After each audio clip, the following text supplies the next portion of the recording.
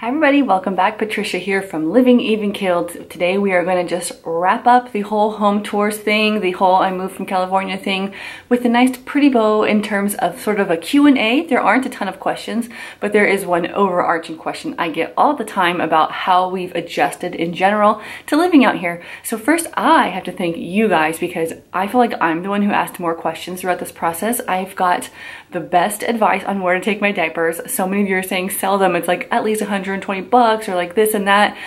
Even just donating options, great resources for where to take batteries, bulbs, all that kind of stuff. Thank you, thank you, thank you. I even got some advice that professional painters have electronic matching tools so they can, you know, color match much easier than I can with these paint samples and paper and stuff. So I feel like I won the jackpot on knowledge on my last video specifically, so thank you guys very much. So the first question comes from Kristen on that last video, and she was just wondering, how did I get a realtor out here? That was a great question. So we actually started with the Realtor app. I think it's just called realtor.com, and we had been typing in at the time a lot of North Carolina places because that was where we had originally hoped to end up, and we were just like house hunting, you know, getting an idea of what things cost in different neighborhoods, and not even North Carolina, but we would do all different states. That's kind of like one of the first things that got the ball rolling was the Realtor app.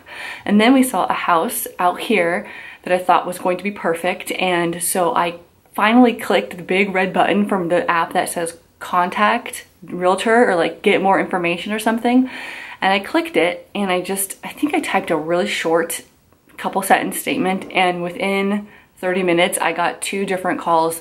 The first call I missed, and the second call I answered. I'm pretty sure that's how it worked out, and it ended up being our realtor, who we still have and still keep in touch with. She stops by on occasion. We exchange Christmas cards. I felt like she was my first friend in Ohio because we got to know her really well. She knew all about our finances, about California. She was there with us when we made that crazy trip back that some of you might remember, but the realtor was with us throughout the whole process. So I didn't actually seek out any realtors. I just clicked contact info. She sounded nice on the phone. When I met her in person, we clicked. I will tell you that when we were thinking about staying in California, we were looking at a different town, and I did seek out a realtor there, and I just Googled, you know, realtors, and they just like Yelp, it just like any business, they have ratings and things like that, and I just found somebody who sounded nice. She was actually on vacation, but this other woman was filling in for her. So Google, just like it would be, you know, any product that you're buying, most people, most services have reviews, so start there. But the Realtor app was a huge help. I got a question about the fans. So they wanted to know about the fans in the master bedroom. It's the same one in our living room. I gave her a reply here. It's from Home Depot. It was called the Home Decorators Collection, but they've increased the price a little bit because now it like comes with Google and Alexa and stuff instead of the remote.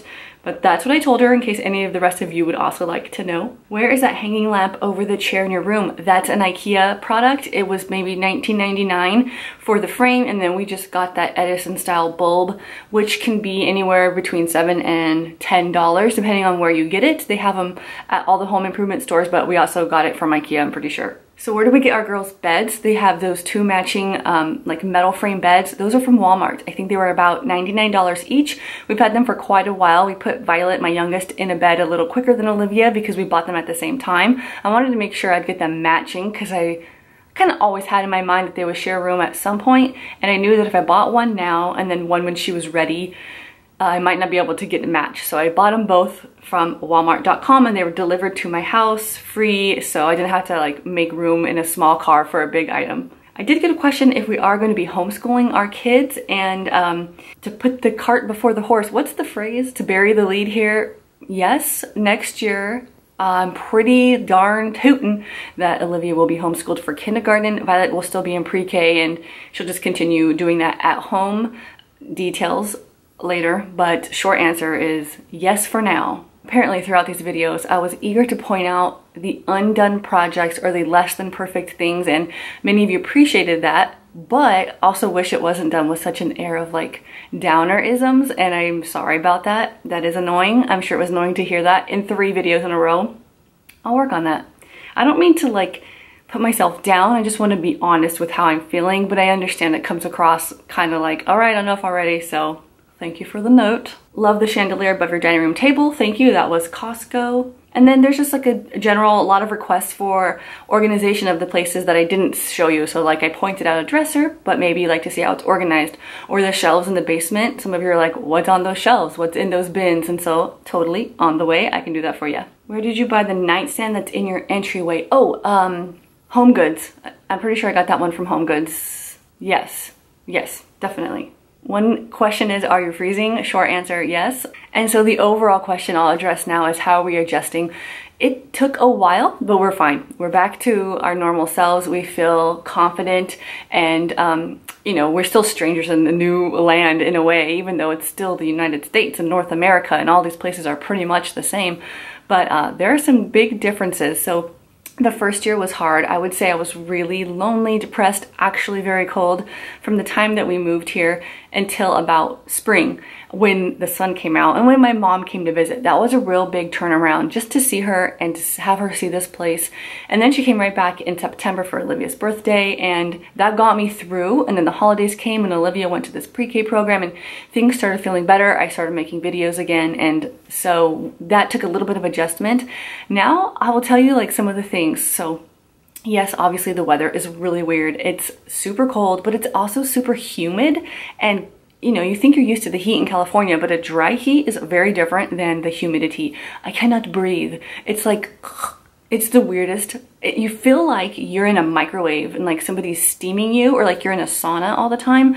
I probably have had only like 10 good hair days since living here. Not a big deal, but it's just something to point out. And all my friends warned me about it. They're like, you can't go to the humidity with your hair.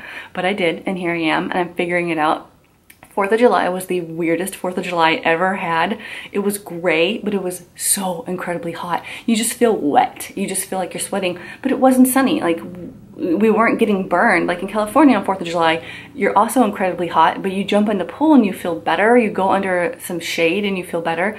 It was like just heatness around me. It is so different. So not only has the cold been surprising, but it's the humidity that I didn't expect. And I love to be warm. I love hot. I feel like I'm a summer, even though I want to be a fall.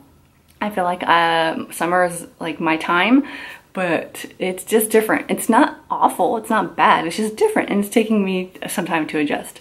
I will also say it's pretty funny to realize that Valentine's is in the winter. Like, Valentine's is a winter holiday. Who knew? But obviously it's in the winter. It's on the calendar. But in California, it doesn't feel like there's no snow. Like, I remember walking home from school on Valentine's Day with like balloons, or people would be walking with balloons. Oh, that's another thing. People don't walk, at least in this specific area where I'm in, no matter what the weather's like. I think it's because there's no sidewalks and it's not safe, and also there's nothing to walk to. So I like where we ended up, but it's good to know my priorities, and we always appreciated walkability, but we didn't know how much until we didn't have it. Because even if we go for a walk around our neighborhood or whatever, you're just still in like a little suburban little HOA, and there's no outlet to like a grocery store. I can't walk to a coffee shop, anything, and I could in California, and so I do miss that a lot. That has been a hard adjustment, and I feel the physical drawbacks from that, because even just a little bit of walking is still good for you, and I just feel really sedentary, really stuck. And I'm not one to love exercise, but I feel like I have to go out of my way to make sure I exercise, whereas before it just came naturally, like going to the store to pick up one thing, let's walk, like that's almost effortless, and you're getting at least a little bit of movement. So that's something to adjust to as well. Another adjustment, and I kind of touched on this, I may have deleted it because I didn't want to make anyone uncomfortable, but it's weird. It's uncomfortable being like a real minority. In California, I fit in on the outside. It just looked like a person there.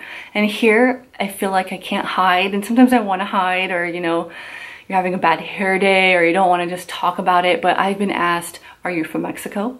I've been asked if I speak Spanish.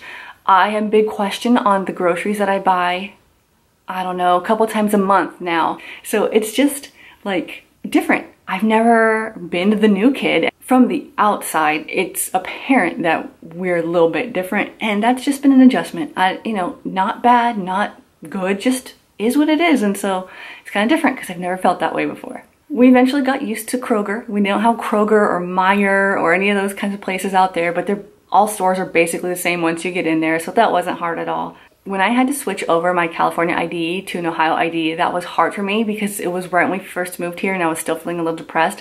I didn't want to let it go, and I took a picture of it. They took it. They totally took it. I don't have it anymore, and I wanted to have it. Probably don't need it because I'll probably just complain about it as clutter one day.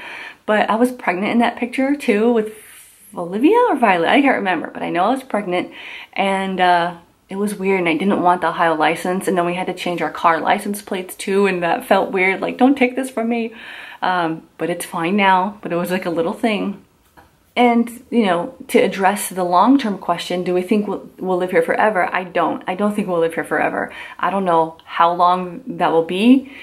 Couple more years, who really knows, but we do know that this isn't our forever home. But having said that, this place is beautiful. It has way more nature than I expected. Just driving down the road, we'll go over like rivers, and there's woods and this awesome bike trail. Like, to live near those types of things in California, you're paying a lot of money. You're paying a lot of money to live in really bad places too. Oh, something else. They don't have sprinkler systems out here. Hardly any places have sprinklers. Like in California, most homes have automated sprinklers in the ground that pop up. Over here, you either don't need it or you just hook up an old-fashioned one to your hose and like drag it around your yard that way, which is so cool. But yeah, no sprinklers. And our grass is green when it comes back around. I can't believe it. It doesn't rain enough in California. That wouldn't happen.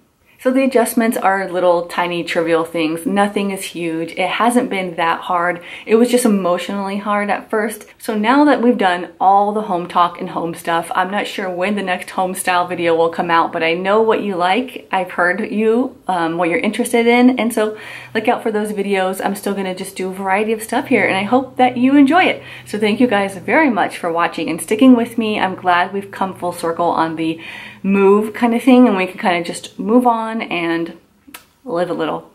All right, you guys, I'll see you next time. Bye.